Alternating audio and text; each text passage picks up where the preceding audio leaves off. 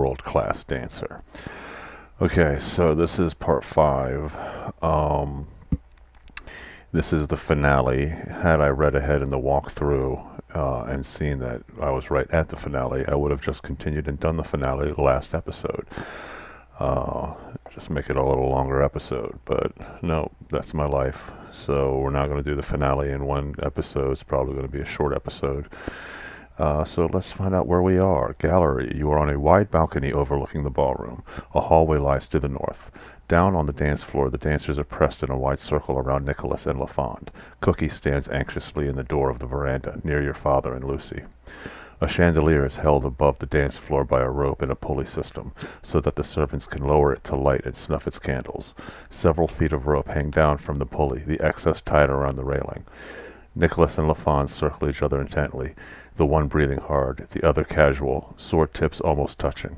Jameson has lost copious amounts of blood and is no match for LaFond, cool and competent.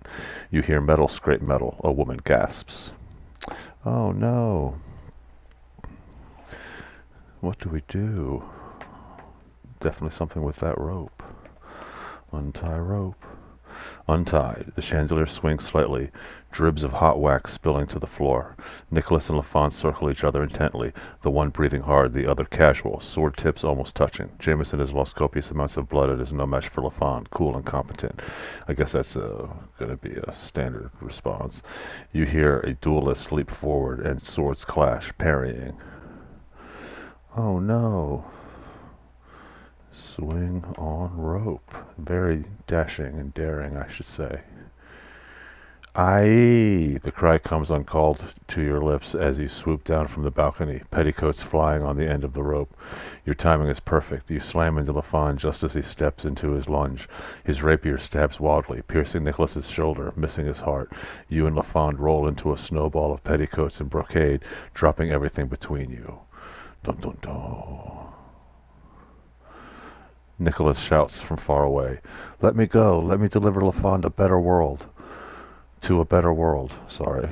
A gentleman can't kill an unconscious man. That is Papa's voice.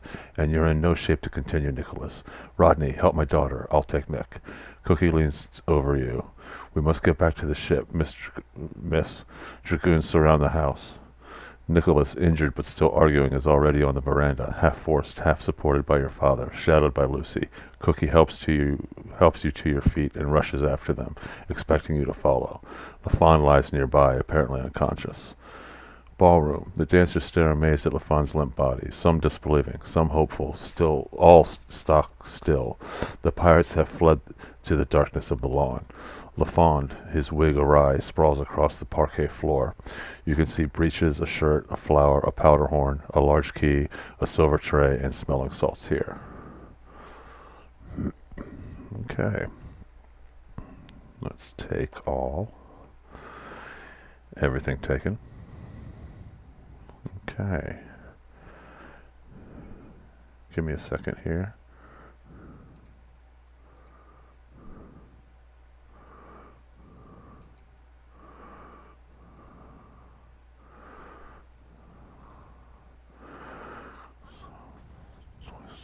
Okay, so we're going to go south. Veranda. Steps lead south from this white marble veranda to a clipped lawn. To the north, the wreckage left by the duel is visible in the ballroom. South again. Lawn. Jungle looms around this clipped lawn, a path meandering westward into the dense undergrowth. To the east is a folly entangled in blooming jasmine. The way to the beach is obscure, but visible to the southeast. Behind the folly, a thorny hedge blocks the cliff view of the sea.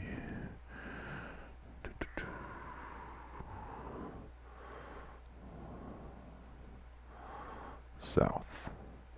Beach. This is a tiny beach at the base of vine-covered cliffs.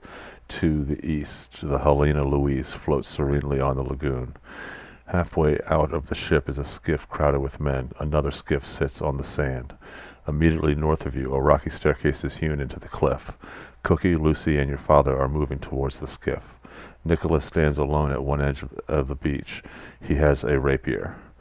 You splash into the rising surf, and pain needles up your leg. Blood swirls out from your shoe in the shallow waters, flowing over a small pointed stone. What?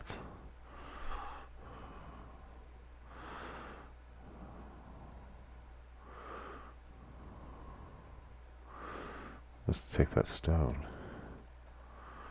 Taken. A shot rings out over the roar of the surf. Turning, you see that Lafon stands at the top of the cliff, a pistol in each hand. Trying to sneak out of the back, cowards? You will die like your brother Falcon, sniveling for mercy. He hands one gun to Crowley, standing nearby, and levels the other at Jameson. Oh no. I think I'm just supposed to wait. As the gun fires, Cookie throws himself before his captain. He cries out, blood blossoming on his shoulder, and falls face first into the sand. Lucy runs to him. Jameson yells up the cliff, brandishing his sword. Fight like a man, Lafon. You have drawn my blood once tonight. Let me draw yours. Lafon sneers. On one condition. If I win, your lady comes to me. You will have no need of her when you are dead. Nicholas stiffens, glances at the dragoons on the cliff above, and turns slowly to you. He says nothing, his face hard, but his eyes tell you what you want to know. Answer, my darling, yes or no. I guess yes. I don't know what the question is. You have no breath to speak. You nod once, never taking your eyes off Nicholas Jameson. Nicholas looks determined. I accept, so long as my people go free, if I win. Order your dragoons to obey us, then. In answer, Lafon jumps off the cliff like a huge brocaded bat to land in front of Captain Jameson. Die then, fool. The pistol, spinning from Lafon's grip, drops to the sand nearby. Oh no. Okay, so we're going to save here.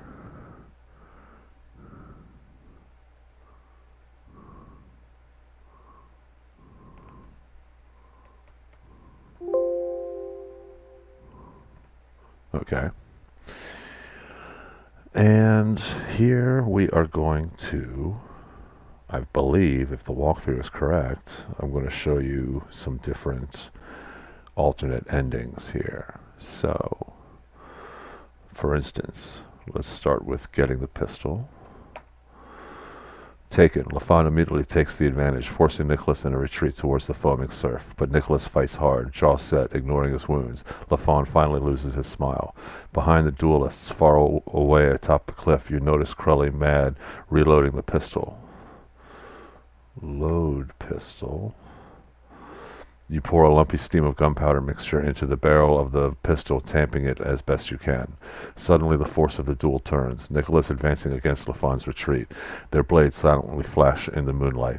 Lafon is pressed back to the shadow of the cliff, sweat beading in his forehead. Abruptly, Jameson leaps forward. Metal scrapes, and his rapier licks neatly into Lafon's ribs, like a snake slipping into its burrow. The body of the governor of St. Sinistra convulses, as in amazement, then sags dead on the sword. Nicholas removes a gold ring from the dead man's finger, throwing his own cheap copy into the surf. Far above him, Crowley moves down the stairs. All right. Shoot Crowley. Trembling, you fire the heavy pistol. You hear its loud report over roaring surf. Crowley staggers, hits, falls from the cliff. The gun falls from your nerveless hands. Time stops as you and Nicholas gaze at each other, adoring and amazed. Slowly he bows and offers his hand. Chestnut hair tousled by the wind frames the tanned oval of his face. His eyes, twin seas of blue, devour you with a love deep and true-hearted, and you are pulled into his embrace, your mouth on his, lips parted, thirsting, aching, arching into his kiss. Forecastle, as dawn breaks over the eastern sea as you stand with Nicholas on his ship, looking north.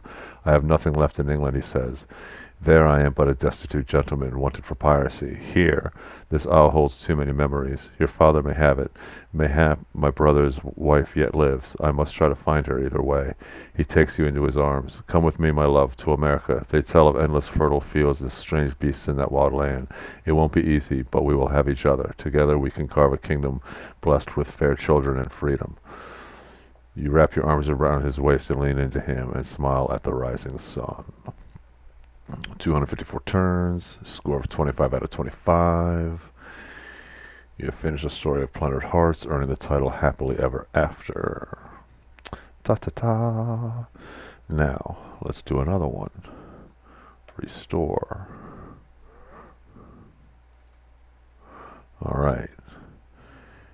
I already got the stone.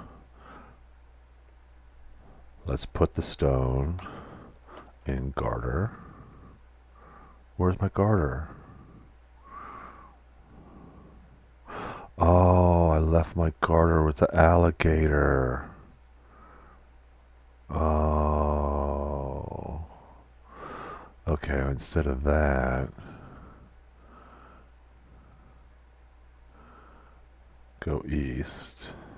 Shallows. You are holding your skirts high over the warm, lapping waves of the shallows. A white sand beach is west of you. Suddenly, the force of the duel turns. Nicholas advancing against Lafon's retreat. The blades silently flash in the moonlight. Um, yep, and that's where he dies again there. The governor of St. Sinister convulses as in amazement, then sags dead on the sword. Nicholas removes the ring, and Crowley's still moving down the stairs. But it says here to get in the skiff and row to the ship. You are now in the skiff. Crowley is leveling the pistol, feet apart, braced by the cliff wall. Row to ship. You dip the oars and pull them towards you. The skiff plows through the lagoon. You hear distant shots and screams and gaze back across the restless waves to the massacre on the beach. The sight blurs with your tears of shame, tears for the father and lover you left behind. The tale you tell Jameson's crew of rapine and blood, of your heroic attempt to save the captain, and of your own escape after his death in your arms, is not so far from the truth that you cannot appear sincere. Cannily, you take advantage of their temporary grief, select a private guard, and teach the rest the discipline of the whip.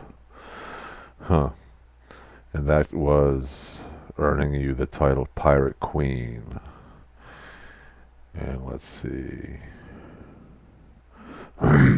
Let's restore again. And this time, get the pistol. Taken. Lafond immediately takes advantage, forcing Nicholas into retreat towards the foaming surf. Crowley is madly reloading his pistol. Load the pistol. Excuse me. You pour a lumpy steam of gunpowder mixture into the barrel of the pistol, tamping it as best you can. And here is when Nicholas kills Lafond again. The governor of St. Sinister convulses as in amazement, then sags dead on the sword. Nicholas removes the gold ring. Crowley moves down the stairs, but this time, fire gun in air. You fire the pistol into the air, startled by the loud report. Crowley jerks his pistol and fires, aiming not at Nicholas, but at you. You hear a distant scream, your own, and watch as through from afar your father wrestle Crowley to the ground. You feel only numbness as loving arms take you up, and Nicholas kisses you into death, his tears damp on your cheek. You have died. And that gives you the title Love Transcending Death. There you go. So I couldn't do the one called Orphan because I didn't have the garter. But there's another one called Orphan where you use the stone you step on and you use it in the garter, and you use the garter like a sling. And I guess you hit Crowley, and then I don't know what happens there, but it earns you the title Orphan. But I didn't have the garter because I put the garter around the crocodile mouth so that I could get by. I'm pretty sure I did. Anyway, that's it. What do I think? I think it was really good, actually. I really like how the author really makes the characters really colorful and feeling well defined when she actually had an economy of words to deal with that she could actually use. The characters feel, larger than life. I was never like, who's this guy? I kind of knew who everyone was and everyone's role. So I think it was actually very successful in that respect. It's kind of short, but I sped through it. And that's it from me. Thanks for joining me. And I will see you next game. Goodbye.